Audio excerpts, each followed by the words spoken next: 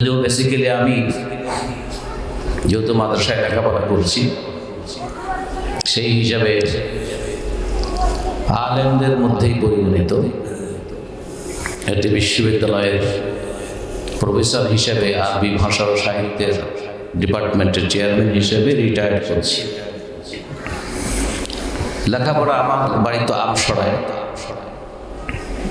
আমসড়া কওমি মাদ্রাসা ছিল 1975 সাল পর্যন্ত। তো সেখানে হেদায়া জামাত পর্যন্ত পড়েছি। সলমা মাদ্রাসায় গিয়ে দাখিল আলেম ফাজিল পাশ করেছি। দাখিল পরীক্ষায় বোর্ডে স্ট্যান্ড করেছিলাম। কামিল হাদিস পড়েছি নোয়াখালীর একটি স্বনামধন্য মাদ্রাসায়।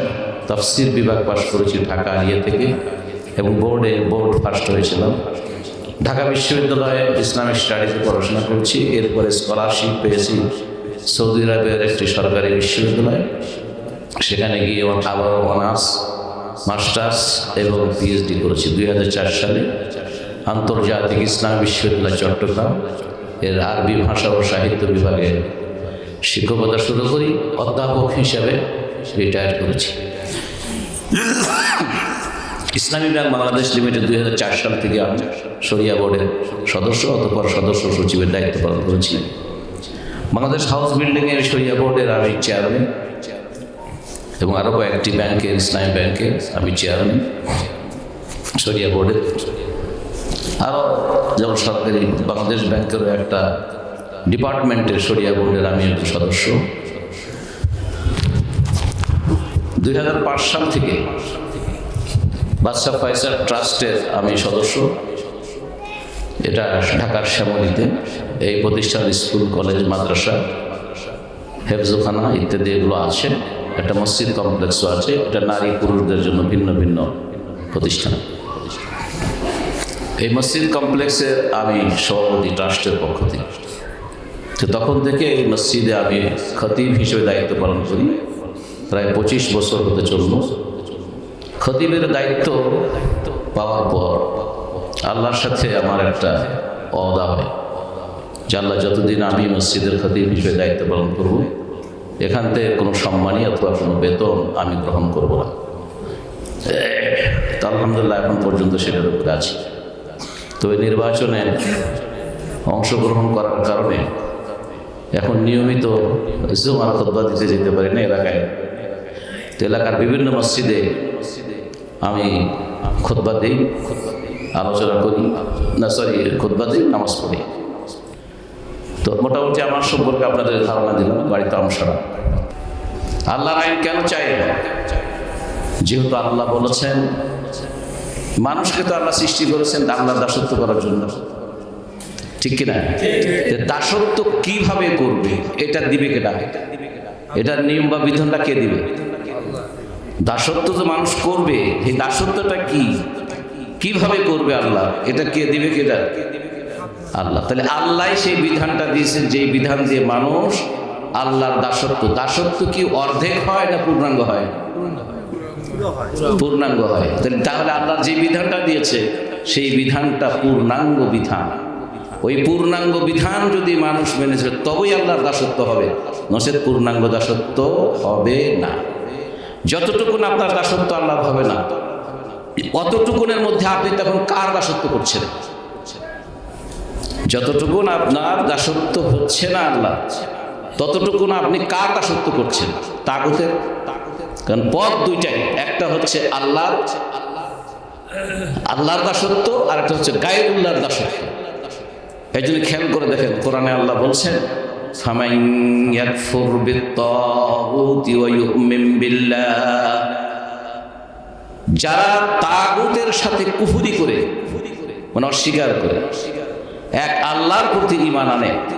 তাহলে তাগুতের সাথে কুফরি করে যারা আল্লাহর প্রতি ঈমান আনে তারাই ফাকাদ ইসতামসাকা বিল উরওয়াতিল উসকা লা ইনফিসামা লাহা, তাদের এই ঈমানটা এত মজবুত এটা কখনো ছিঁড়ে যাবে না। তাহলে তাগুতের আনুগত্য হচ্ছে যখন আমি আল্লাহর আনুগত্য করছি না, আল্লাহর বিধান যখন মানছি না, যতটুকুন মানছি না ততক্ষণ আমি আল্লাহর বিধান থেকে বের হয়ে যাওয়া মানেই আমি তাগুতের বিধান আসছি। দুটোই পথ শুধু, আর তৃতীয় কোনো পথ নাই। হয় আমি আল্লাহর বান্দা, নয় আমি তাগুতের। হয় আমার আল্লাহর বিধান মেনে চলি অথবা তাগুতের বিধান মেনে চলি। তো যাই হোক, এই জন্য আল্লাহ বলছেন قُلْنَا اهْبِطُوا مِنْهَا جَمِيعًا فَإِمَّا يَأْتِيَنَّكُم مِّنِّي هُدًى فَمَن تَبِعَ هُدَايَ فَلَا خَوْفٌ عَلَيْهِمْ وَلَا هُمْ يَحْزَنُونَ। বেশ দূরের আয়াত না, সূরা বাকারার 38 নম্বর আয়াত। قُلْنَا اهْبِطُوا مِنْهَا جَمِيعًا, আল্লাহ বলছেন আমি বললাম যে এখান থেকে সবাই নেমে যাও। কাকে বলছে এই কথা? আল্লাহ আদম আলাইহিস সালাম এবং তার স্ত্রী হাওয়া আলাইহিস সালাম, এখান থেকে নেমে যাও মানে দুনিয়ায় যাও। অন্য আয়াত আছে ওয়ালাকুম ফিল আরদি মুস্তাকাররুন ওয়া মাতাউন ইলা হিন, তোমরা জমিনে গিয়ে কিছুদিন সেখানে বসবাস করো, কিছু সেখান থেকে ভোগ করো একটা নির্দিষ্ট সময় পর্যন্ত। তো ওই প্রসঙ্গে আল্লাহ বলছেন কুলনা হাবিতু মিনহা ফাইম্মা ইয়াতিয়ান্নাকুম মিন্নি হুদা, আমার পক্ষ থেকে তোমাদের কাছে বিধান আসবে। ফামান তাবিআ হুদায়া ফালা খাউফুন আলাইহিম ওয়ালা হুম ইয়াহজানুন, যারা আমার এই বিধানকে মানবে তাদের ভয় নাই। কি নাই? ভয় নেই। তো ভয় কখন থাকে না বলো? মানুষের ভয় কখন থাকে না? যখন তার জীবনের নিরাপত্তা পায়, তার সম্পদের নিরাপত্তা পায়, তার মান সম্মানের নিরাপত্তা পায়, আরও যে সকল বিষয়ের নিরাপত্তা পেতে হয়, এগুলো যখন মানুষের নিশ্চিত হয়ে যায় তখন তার আর কোনো ভয় থাকে না। এই জন্য রাসূলুল্লাহ সাল্লাল্লাহু আলাইহি ওয়াসাল্লাম বলেছেন একটা ভয় থাকে, সেটা হলো আল্লাহর ভয়। বাইরে খেয়াল করে একটুখানি, আমি শেষ করে দিচ্ছি। একটি ভয় তখন শুধু বাকি থাকে, সে ভয়টা কার? আল্লাহ। সূরা সহিহ বুখারীতে রাসূলুল্লাহ সাল্লাল্লাহু আলাইহি ওয়াসাল্লাম বলেছেন, খাব্বাব ইবনুল আরাদ তিনি যখন রাসূলুল্লাহ সাল্লাল্লাহু আলাইহি ওয়াসাল্লামের কাছে বললেন, ইয়া রাসূলুল্লাহ আলা তারানা আলা তারা ফিমা নাহনু, আপনি কি দেখেন না আমরা কোন অবস্থার মধ্যে আছি? আলা তাস্তানসিরুনা, আপনি কি এখনো আল্লাহর কাছে আমাদের জন্য একটু সাহায্য করবেন না? খাব্বাবকে চেনেন তো সবাই, ইসলাম গ্রহণ করার দায়ে অকথ্য নির্বাচন যাদেরকে করা হয়েছে তাদের মধ্যে খাব্বাব একজন।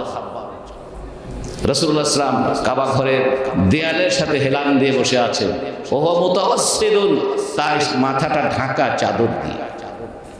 এই সময় খাব্বাব বললেন, রাসূলুল্লাহ আলা তারা মা নাহনু ফি, আপনি কি দেখছেন না আমরা কোন অবস্থার মধ্যে আছি? আপনি কি আল্লাহর কাছে এখন আমাদের জন্য সাহায্য চাইবেন না? আপনি কি আল্লাহ তাআলা লানা, আপনি কি আমাদের জন্য এখনো দোয়া করবেন না, মানে আমাদের এই জুলুম অত্যাচার থেকে যাতে করে আমরা বাঁচি? রাসূলুল্লাহ সাল্লাল্লাহু আলাইহি সাল্লাম বললেন, খাব্বাব,